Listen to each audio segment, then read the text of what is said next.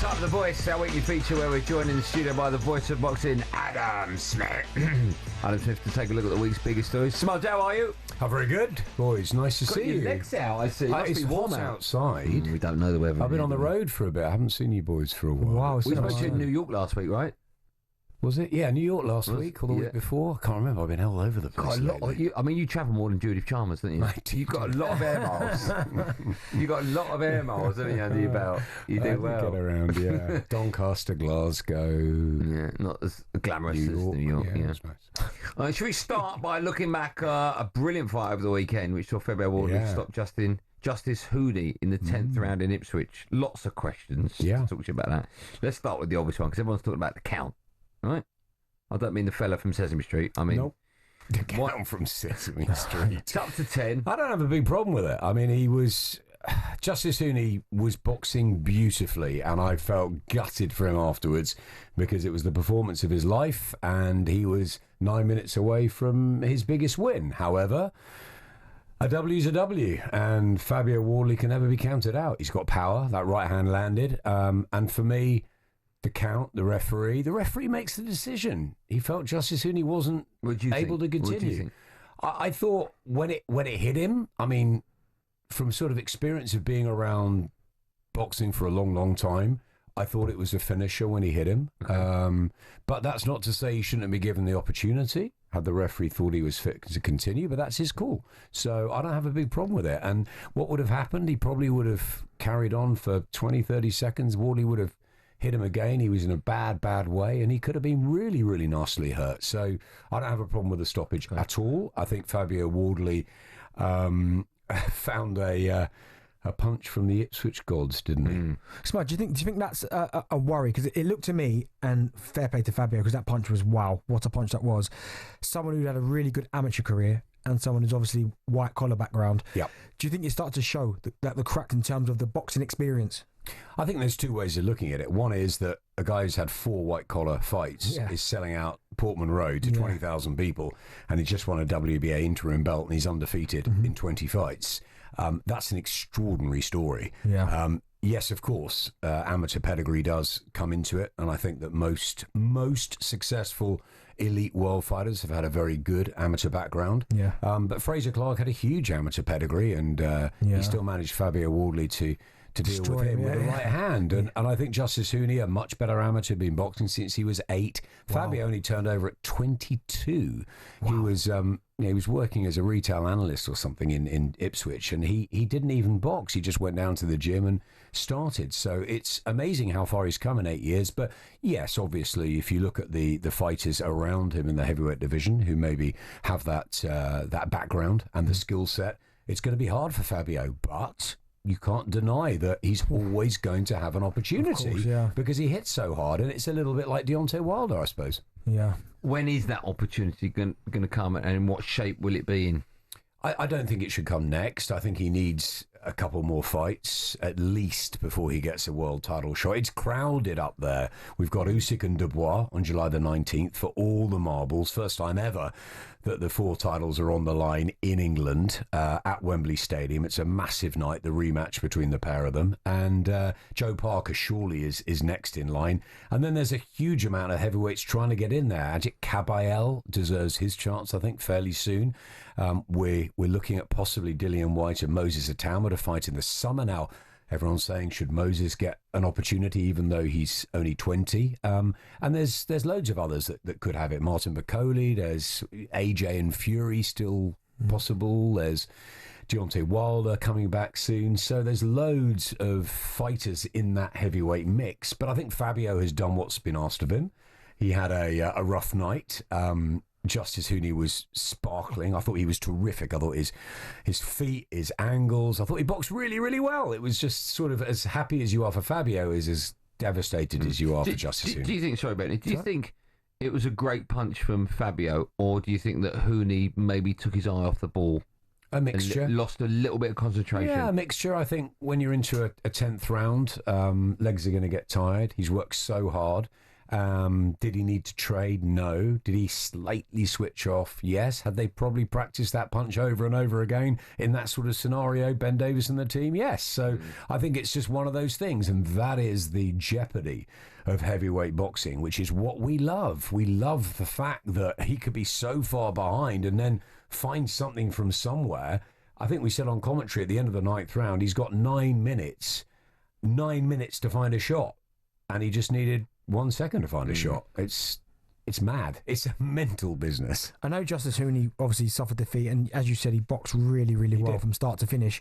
Do you think he's even though he's got the defeat now, do you think he's in a better place now because of the performance he put in? I think he's in a great place. I think he's very much announced himself on the world stage, and he's proved that he can come in at 5 weeks' notice.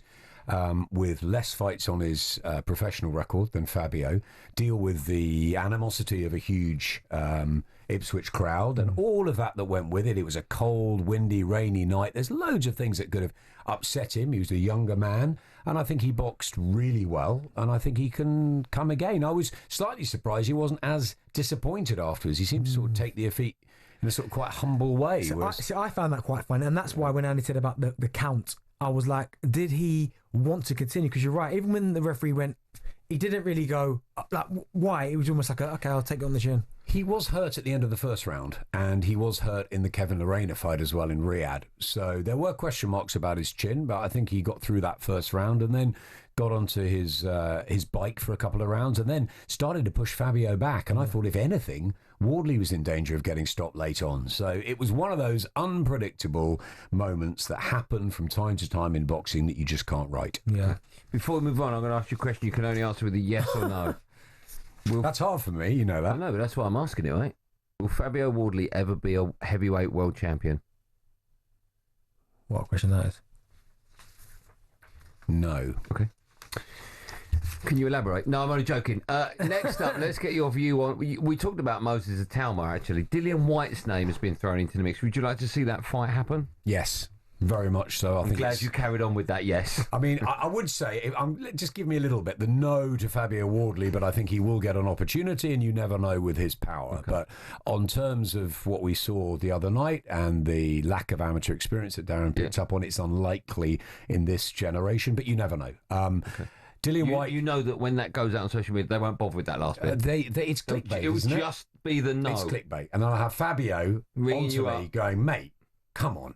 What were you, I thought you were my... It'd be Gareth A. Davis and Johnny Fisher's dad all over again, wouldn't it? It'd be all that. No, was it Spence? Spencer and Gareth. Gareth was, Gareth. It was Gareth. Yeah. Was it Gareth? Did Spencer get a bit, though, from... I don't think Spencer got enough. Gareth got jeered by the Bosch army when he went to the press conference. Yeah. It was always nice to see. If he's going to happen to someone, you won't happen to Gareth, right? No, look, Fabio's a great guy, lovely guy. He's done brilliantly, and look, he could, but I think it's unlikely. Okay. Dillian Whyte and Moses Itauma, really interesting fight. Intriguing because Dillian Whyte will take anyone on. He's a fighter through and through. He's given us so much entertainment over the years. Yes, he's at the back end, but it's one of those that it's the old guy with the experience and the know-how who can still punch hard with that left hook against the young pretender who some people believe is the heir apparent, me included in that. I think he's very, very good, Moses Itauma. So some people might say he'll get rid of Dillian Whyte like he has the others. Maybe not. Maybe Dillian's too much for him at this stage, which is why it's a fight I want to see. I've always wondered about Dillian. Do you think he achieved what he should have achieved? And the reason I asked that question, I know it sounds harsh, but I was a big fan of Dillian. But I almost felt like he had that period where he was waiting so long for that world title shot, and it never came. Do you think maybe that's why we never really got to see Dillian at the heights that maybe he should have been? It's interesting, and it's a bit like what we were saying about Fabio Wardley. Now, Dillian had a slightly more experienced amateur career, but not much. He's learned as a professional, really, and funnily enough, he mentored Fabio Wardley. So they're two characters. Yeah, they come from different backgrounds and different stories, and they fight in a different way. But they take on anyone, and they give it a crack. And I think we had a great run at Sky with Dillian as a sort of pay-per-view box office star. We loved it, and he did go through a lot of decent oppositions, the likes of Chisora and Parker, and he was probably on the verge of that shot. Didn't come. Would he have beaten a Deontay Wilder? He didn't beat AJ. He lost to Fury. So maybe slightly slightly underneath that sort of highest echelon, but he could have been a world champion. And I think now he's still got a lot of pride. And I think if this fight is made, I think he's going to train so hard for it because I know what he's like. Yeah. And he said to me the other day, he said, I don't want to fight anyone I fought before. I want to fight someone else. And so he's going to take on Itauma. And no one wants to fight Itauma, so I love it. I love the fact Dillian will take him on. Smudge, we got you for another 15 minutes, right? We're going to have a quick break. When we come back, we're going to talk about Mike Tyson because tomorrow marks 20 years since he retired from the sport before, of course, he came out of retirement. But it's 20 years anyway tomorrow. Let's finish our chat by looking back at this week in boxing history because tomorrow marks 20 years since Mike Tyson's final proper fight before he retired from the sport. He quit before the start of the 7th round in a close fight against journeyman Kevin McBride. It meant that he lost 3 of his last 4 fights and he wasn't back in the ring, of course, until he fought Jake Paul. That was in November last year. Tyson admitted after this fight that he only took on McBride for a payday and he was in no condition for that fight. Just talk us through the fight itself and why or how you remember Tyson quitting in that one. Awful scenes, really, for someone that we idolised. Mike Tyson, when he came through, he had that magnetism, that menace. He could destroy opponents almost before the first bell. The white cloth, the black trunks, the simplicity, the hand speed, the ferocious combinations, the story with Customato and the Catskills. It was everything, wasn't it? And he got beaten in Tokyo. No one could fathom that one out. I think everybody remembers where they were when Mike Tyson lost to Buster Douglas. And then he had obviously the time in prison. He came back, he beat Bruno, he had that another round, then Holyfield stood up to him. So he had this sort of stop-start career, Tyson. By that point, when he fought Kevin McBride, he was done. He'd been knocked out by Danny Williams, and all credit to Danny. Danny was, a decent British level fighter, but he beat Tyson, and then that really should have been the end of him. Kevin McBride, an okay Irish heavyweight, just sad scenes, I thought, really, when Tyson was sort of slumped on his in the corner and back on his stool. I thought, really, really sad. And then obviously to see him back against Jake Paul, I mean, fortunately it was an exhibition and nothing more, but that was... Can I ask, in that fight with Jake Paul, I watched it and I thought he's holding back. No, I think his legs... I think at 58 you shouldn't be anywhere near a boxing ring. But when I saw... I think he trained incredibly hard. Yeah, but the clips of him training, even though there were 30-second bursts of... I didn't see that 30-second burst once in the fight, and I thought that's all it would take to knock over Jake Paul, just 30 seconds of... Maybe. I think more it was an exhibition. I think Jake Paul was always going to win on points. And look, Tyson's a brave man to do it. He got paid well. And look, people got a chance to see a living legend. And Katie Taylor was telling me how amazed she was being on the undercard of Mike Tyson. So look, everyone got out healthy, happily, richer, good. Fighters should be looked after. Yeah. One fight I always wanted to see, and it happened, but I feel it came too late, was the Lennox Lewis fight. Now, do you think Tyson was way past his best by the time Lennox got hold of him? Maybe not way past, but too long. Too many fights have just waited, haven't they, and not been made or been made late. Mayweather Pacquiao, we should have had 3 of them by the time that came together. Khan Brook was 20 years in the making. And that one, Lewis and Tyson, they sparred in the Catskills when they were 16 and 18 or 16 and 17, and they should have met way before that. But Lennox just had more about him at that stage, and Tyson was up and down, and I think the hand speed wasn't quite the same, the ferocity, the balance. But there's the argument that Lennox Lewis would have had the tools to beat him at any stage. And I think if you were intimidated by Tyson, you were finished. But if you could stand up to him, and the likes of Holyfield and Lewis and a very inspired Buster Douglas did that, then you had a chance. Danny Williams was the surprise, because you thought Danny was strange. He was a fighter that sometimes he'd go on the way to a fight and he'd be sick and he wouldn't want to even fight, and yet he gets in the ring with Tyson and beats him. Overcomes all those nerves. So boxing can bring up surprises, but I think Tyson was probably slightly on the way when he fought Lennox. Do you think Lennox Lewis is underrated as a heavyweight champion? Yeah, I think Lennox Lewis is one of the greatest heavyweights there's ever been. I think he was unbelievable, along with Joe Calzaghe, I think, and Ken Buchanan, my 3, maybe John Conte as well, my 3-4 favourite fighters since the war. I think Lewis was exceptional. He had a phenomenal jab.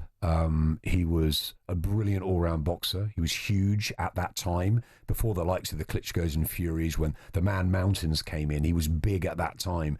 And he was and he had a heart as well. He got knocked out twice, right, by McCall and by Hasim Rahman. He exacted revenge on both of them. And he beat everybody else in front of him, the likes of Ray Mercer and what he did to Andrew Galotta, and good fighters. I think Lennox Lewis is one of the greatest of all time. He'd be in my top 5-10 heavyweights ever. He's on my Mount Rushmore. Yeah. Who's your Mount Rushmore boxers? I mean, Sugar Ray Robinson has to be the greatest of all time. Okay. Muhammad Ali's the greatest sportsman of all time. Other fighters that I love, I mean, Tommy Hearns is my hero, but there's so many. You might like Roberto Duran, Sugar Ray Leonard. One more. You just pick three. Floyd Mayweather maybe is the greatest I've seen in my time. I didn't construct a Mount Rushmore. There's only 4 faces on it, right? Who's yours? What, boxers? Yeah. By the way, you can't put Bex on there. Nigel Benn. Yep. Ricky Hatton. Oh, we know where you're going. On your Mount Rushmore. You've got my favourite. These are my favourite. Okay. Roberto Duran's got to be in there if you like. Before my time. You're older than me. Okay. Only a little bit. Tyson, Mike. Yep. And there's a theme here. Is there? People just knock out one punch, knockout. The excitement, yeah. And Spencer Oliver. Spencer Oliver, the Omen. He'll be pleased about that. But just a little tiny little version of that. Thanks so much for coming. It's a pleasure. Where are you next? Where are we going to see you next on the telly commentating? When you... Next week, we are in Birmingham, show in Birmingham with Yafai, which will be good. Okay. And then, a couple more bits and pieces. End of the month, got a GBM show. Next month, we've got Cattrall and Eubank, which will be good. The 12th is a big American weekend. Katie Taylor and Amanda Serrano 3. Hamza Shiraz over in the States in action on that Ring Magazine show. And then the 19th of July is Usyk Dubois. And don't forget the 26th of July. That's going under the radar. Ryan the Piranha Garner in with Reece Bellotti. That is a very good fight. Never stops. Doesn't stop. Never stops. Every weekend. Maybe you can afford some trousers next time. Sounds like you haven't got any on. I'll leave that to the listeners' imagination. Always a pleasure. Thanks so much for coming in. On AM, on DAB, via the talkSPORT app and on your smart speaker. talkSPORT.